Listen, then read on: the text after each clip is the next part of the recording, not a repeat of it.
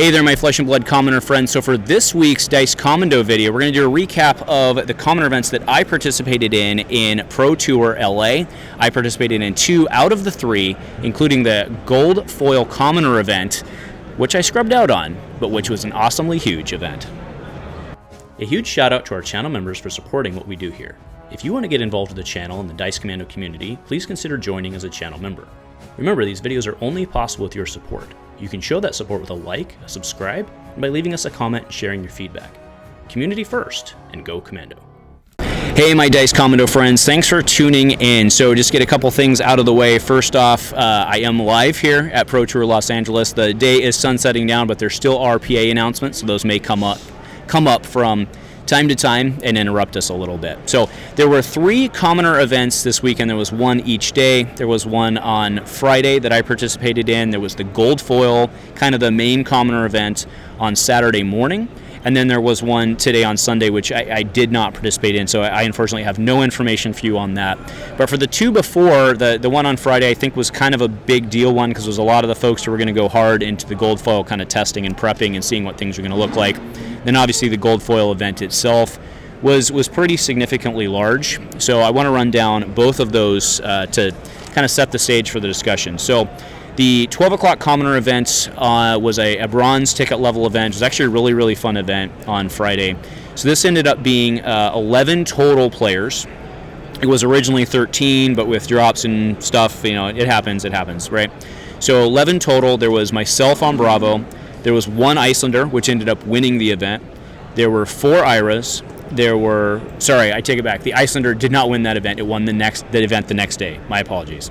My sincere apologies. So 1 Bravo, 1 Icelander, 4 Iras in this event, 1 Kassai, 1 Dash. There was a Dash IO, and then there was Olympia on Decimator, all right, for the 10 and 2 of those within the event. All right.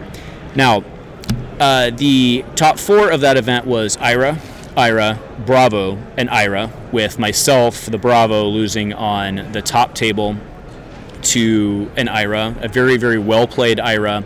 The deck itself was very, very, very similar to the one that we covered for the Queenstown Commoner Gold Foil event. He had made a couple of his own changes. I absolutely got thwomped in this game, and there was not a lot I could do about it. His combo lined up such that he could do his pouncing. You know, basically everyone on Ira is running the Tiger Claws and the Pouncing Paws, I think it is, where you can basically create a free 2 attack, and they're both battle-worn. Very, very good pieces of equipment. But he was able to set that up with essentially, I think it was a total of like 17 or 18 damage going into that, and it's good, right? It's very hard to recover from that in the format. But he had made a couple tweaks to his own deck.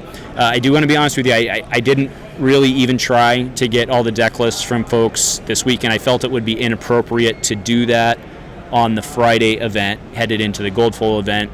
And then with the way that the Gold Foil event went for me, which we'll talk about in a second, I had already disengaged to go do other things, and that event ended up being a 6-round event.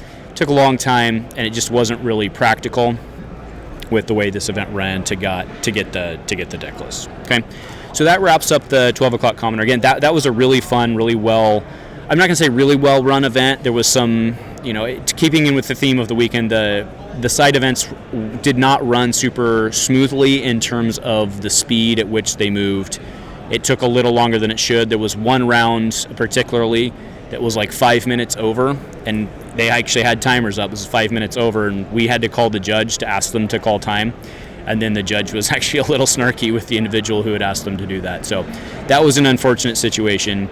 But again, I don't necessarily think it was the judge's fault. I think there's more of a project management issue going on with how Star City was running the side events as compared to the main events. But neither here nor there. All right, so now let's talk about the big event, which is one that most everyone cares about, which is the Saturday Commoner Gold Fold event. So this one this is covered, by the way, on the live blog, which my phone went to sleep, so I got to get it up to get you the meta breakdown. But they said that it was almost 50 players. That's, I guess, kind of true, but the actual number was 43. So there were 43 players that were actually seeded for that. It was not 50.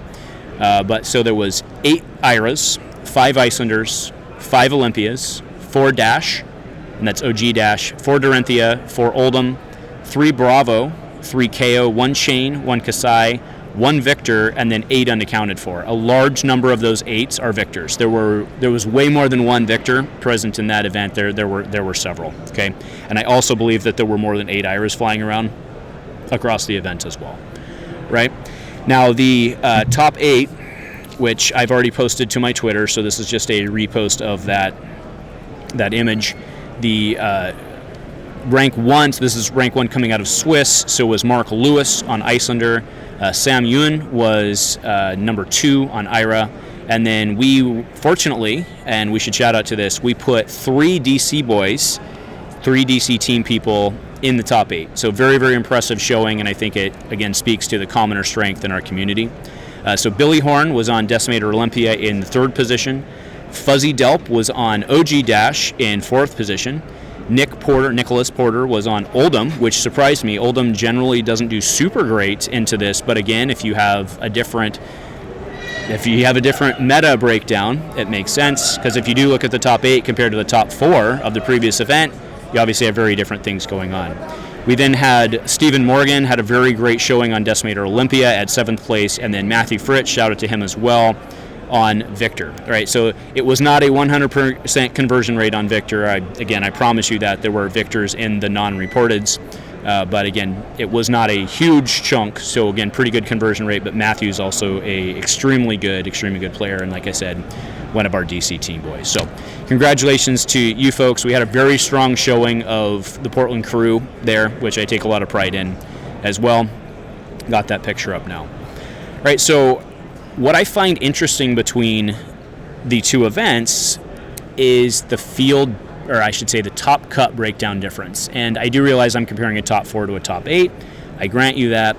But when you look at the Friday event, which was 75% Ira in the top, I think that's actually about what we were expecting coming into this.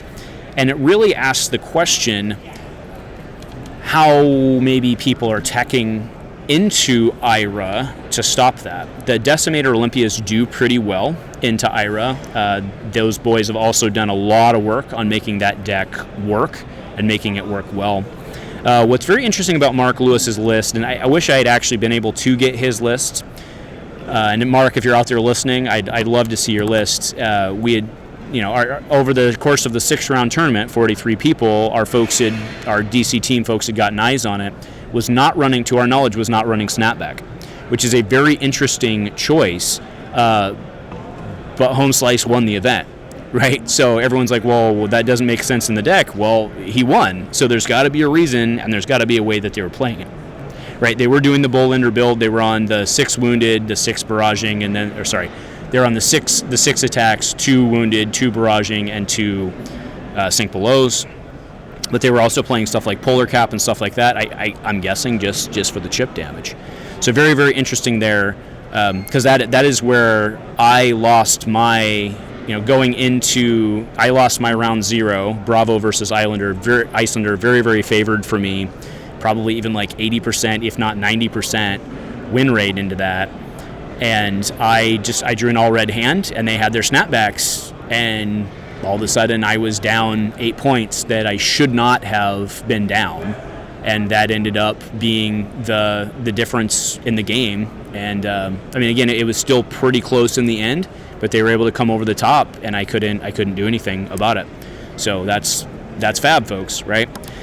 And I don't think that would have happened without the snapbacks, if I'm being honest, because I was playing AB4, right? So I really be really interesting to get a view of that deck, and maybe by the time I get this posted, I will have been able to hunt it down and come back and do a small recap in here, but no promises on that one. But again, if you do come, you really look at this 1 Icelander and 1 Ira, I think is very, very, very surprising. I'm also very, very surprised to see a Dash in there. I think Dash is a lot better than they used to be, but getting a Dash into the top 8 of a 43-person event, trying to cut through everything you have to cut through to get there, I think that's a tall ask. So very, very impressive. I have a lot of respect for the individuals able to pilot that, because that probably takes an awful lot of restraint to just pistol instead of doing the 4 or whatever it may be. So good shout out there. Last thing I want to talk about are the Decimator decks. So again, we put 3 Decimators. So it was against across 2 different warriors, 2 Olympias, 1 Dorinthea. But that's 3 Decimators out of the top 8. I think this axe is really starting to show its strength, and I think it works really, really well into Ira, specifically because Ira plays such a value-heavy deck, right? It's oftentimes only a 2-card hand to go 1-2-7 or 1-2-5, something like that off your 2-card hand. They rely on blocking, and obviously Decimator gets more value when you block it, right? So I think that's really where this is coming in to really chewing down those Iras, is when you run into these decks that, Ira can go wide, but a lot, remember she's playing the Pouncing Paws in most cases, so she's not necessarily doing snappies, which means that she loses out on necessarily that 1-5 or even the Soulbead Strike or something like that go again to try and do another one.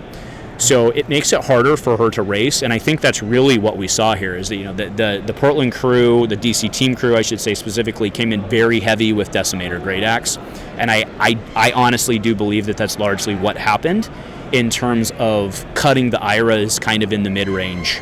Okay, so I highly suspect that's what happened, and I think we really need to watch Decimator going forward.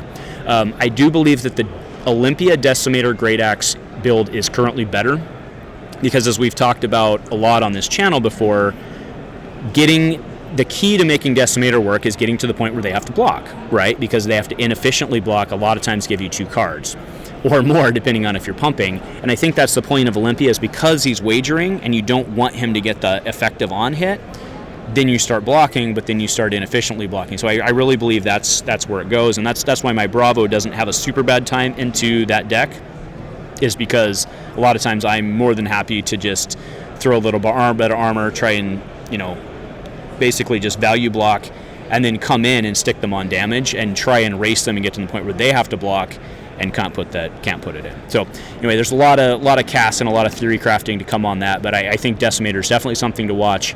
And speaking specifically to the Dorinthea deck, it's very, very, very dangerous, right? Because you get the second attack. So if you can get the go again somehow, right, and you have like Enraged Swiftblade is a good way to make that happen against a lot of stuff out there. I think that one particularly suffers against Ira, who has a lot of the D-reacts, but then again, you remember you're devaluing their D-reacts, and in most cases, if it's coming in for 4, that's a -2. So that's pretty good, right? And I think that's why both of those do well, and you have to block Dorinthea, because even if she's only sitting with, a 2-card hand, she can in theory come at you twice, right?